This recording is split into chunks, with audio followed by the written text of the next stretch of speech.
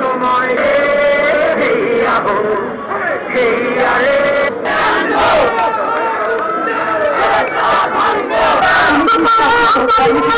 একটু সবাইকে একটু সবাই শরীরের থেকে নেমে যান, যাদের হাতে প্লেকার্ড আছে, পতাকা। আমরা বিশ্বাস করি এখানে যারা আছেন কেউ শহীদ মিনারকে অপবিত্র করবেন না। যাদের বিচার আছে শহীদ মিনার মানুষদের ভলান্টিয়ার, এটা ভলান্টিয়ার নয়, আপনারা নিজেরাই ভলান্টিয়ার।